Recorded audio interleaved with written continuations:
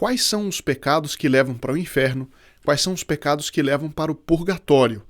Essa é uma dúvida que muita gente tem e é que nós vamos conversar hoje. Muito bom dia, meu nome é Daniel Martins, seja bem-vindo ao canal dos Santos Anjos.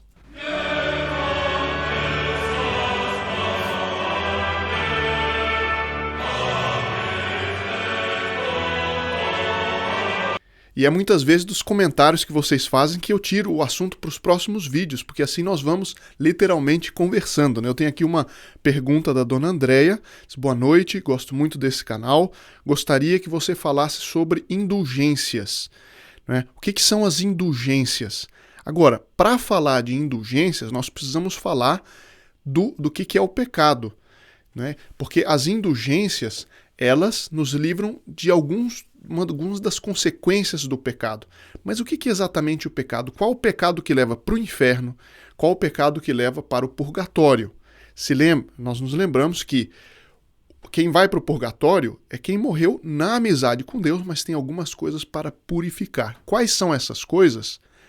Para saber quais são essas coisas, nós precisamos saber, não é, a diferença entre os graus, os tipos de pecado. O que é propriamente o pecado? Para a gente entender o que é o pecado, porque no colégio, na faculdade, eu me lembro que constantes ataques à Igreja Católica, seja na aula de história, mesmo na aula de religião, o pecado então fica como uma espécie de noção que a Igreja criou para dominar os fiéis. Não tem nada mais longe da realidade. Qual que é a noção de pecado? Para entender qual que é a noção de pecado, a gente tem que entender por que Deus nos deu mandamentos. Por que existe uma lei moral? Será que é um cabresto que Deus criou para nos controlar? Então é como se fosse assim uma imagem falsa, né? Mas como se fosse Deus assim no céu, diz, vamos ver se eu consigo pegar essa criatura aqui em algum erro para eu poder punir. Não é assim. Não é assim. Deus é infinitamente perfeito, infinitamente bondoso, ele é a própria bondade, e ele criou o mundo por um infinito ato de sua vontade e de sua bondade, para fazer-nos participar de sua felicidade no céu. Por que então que ele pôs mandamentos se isso torna a vida mais difícil? Né? Por quê?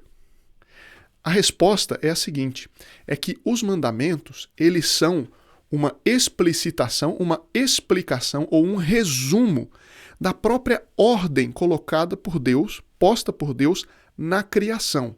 Ou seja, o relacionamento entre as criaturas entre si para que elas sejam ordenadas e tragam a paz, que é a tranquilidade que sai das coisas que estão em ordem. Essa é a definição de Santo Agostinho. A paz é a tranquilidade da ordem. Quando as coisas estão em ordem, as coisas estão em paz. E as coisas estão em ordem quando elas estão colocadas, dispostas de acordo com sua finalidade. A gente pega, por exemplo, uma cadeira. Porque quando a gente está sentado numa cadeira, a gente diz que aquela cadeira está em ordem, porque ela está cumprindo, ela está disposta a cumprir sua finalidade. Se a cadeira tivesse um pé só, não cumpriria essa finalidade, não daria a estabilidade que a gente procura em uma cadeira. Se a cadeira está de pernas para o ar, a gente diz que a sala está em desordem, porque os elementos não estão cumprindo a sua finalidade. Agora, para a criação, sobretudo para os homens, como nós estamos falando no nosso caso, cumprirmos a nossa finalidade, nós precisamos estar em ordem. Ou seja, tudo aquilo que nos rodeia, tudo aquilo que depende de nós, tem que estar disposto, não é, em ordem, para que daí saia tranquilidade e que nós possamos cumprir e chegar até a felicidade. Então, uma sociedade que está em ordem é que todos os elementos estão dispostos para quê? Para salvar as almas, né? Porque nós, homens, nós temos um objetivo eterno. Nosso objetivo não está nas coisas materiais. Não é como um cachorro. Um cachorro que ele cumpre a sua finalidade enquanto criatura, nesta terra depois ele morre e acabou. Nós não. Nós temos uma eternidade, uma vida eterna, na qual nos uniremos com Deus, nosso Senhor, no céu. Essa é a nossa finalidade. Nós temos uma finalidade eterna. Nós temos nosso objetivo, uma felicidade perfeita e eterna. Agora, para nós cumprirmos a nossa finalidade, a nossa vida tem que estar disposta em ordem, sobretudo a nossa alma. E o que acontece quando nós descumprimos um mandamento? Não é que assim, agora eu descumpri uma lei. Não, é que eu estou indo contra a própria ordem, contra a minha própria finalidade.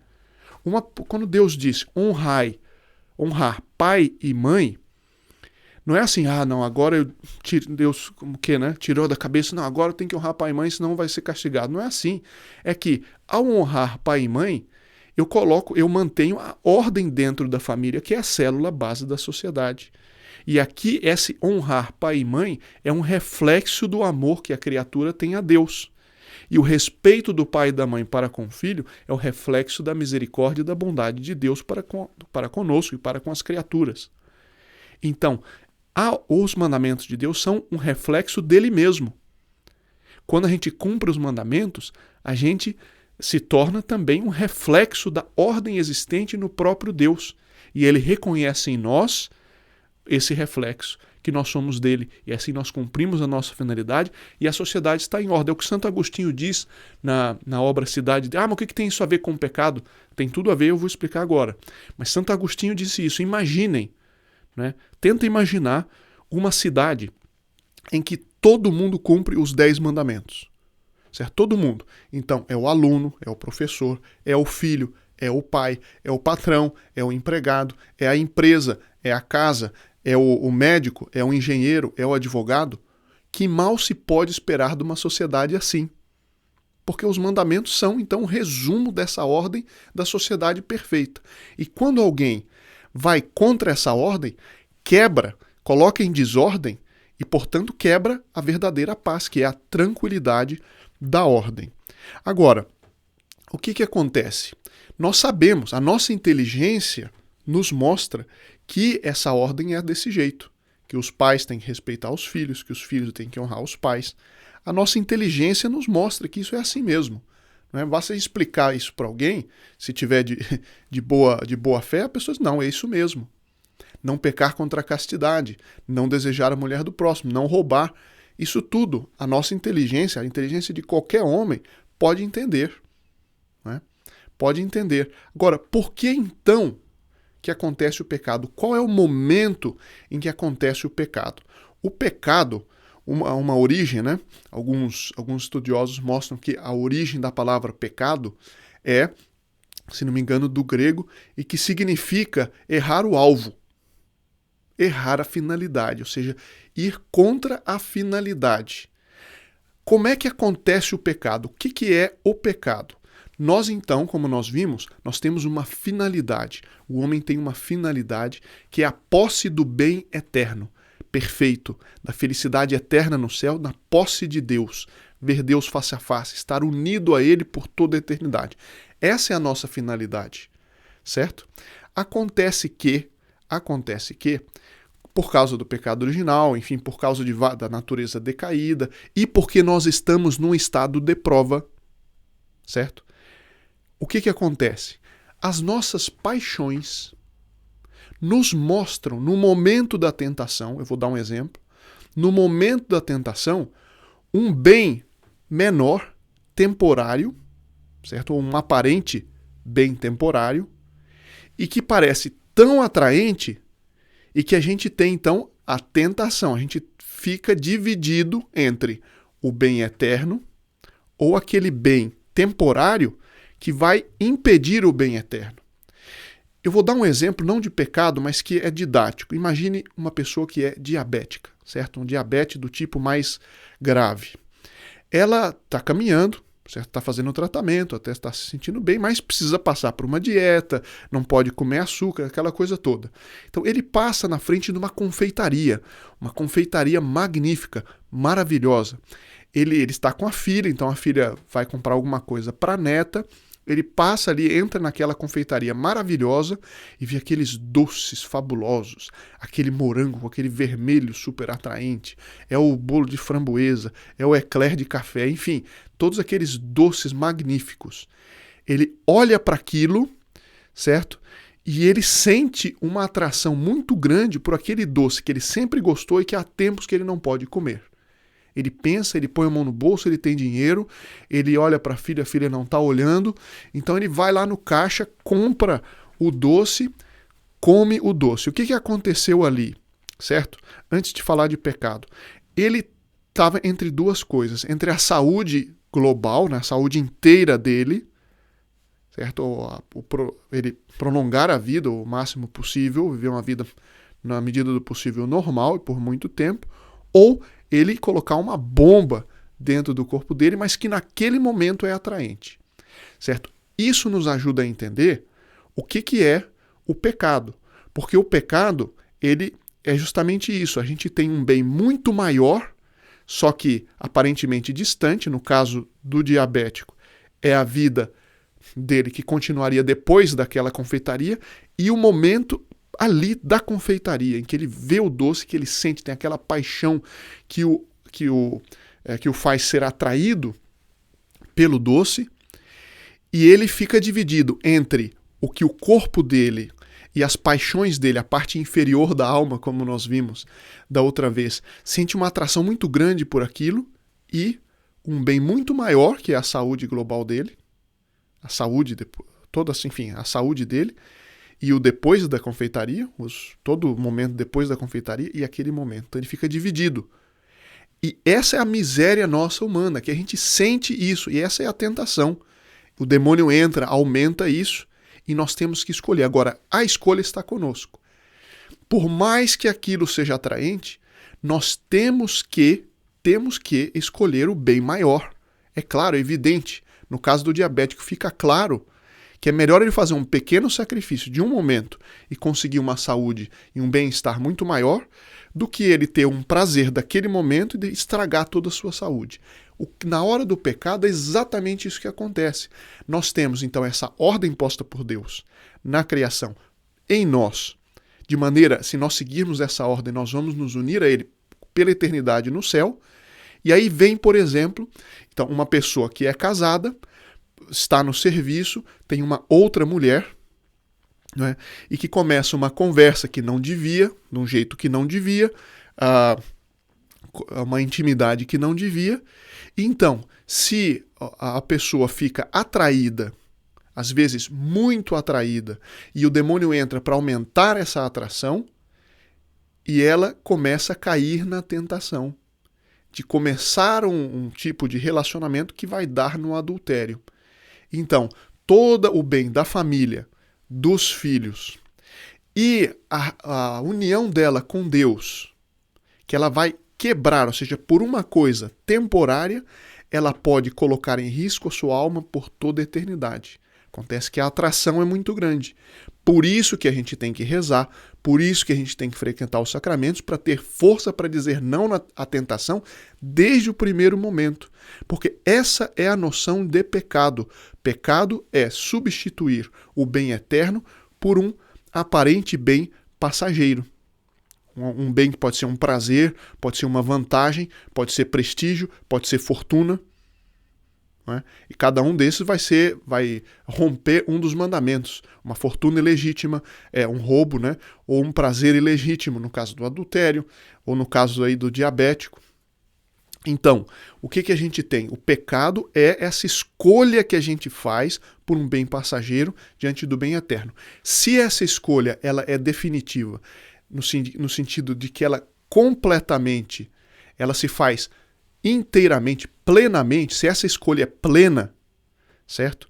Com pleno conhecimento, e se a matéria de que eu estou tratando é grave, como no caso do adultério que eu citei, esse pecado será um pecado mortal. Ainda que seja só, eu escolho aqui, ainda não fiz, mas se eu já escolhi fazer, já é um pecado mortal.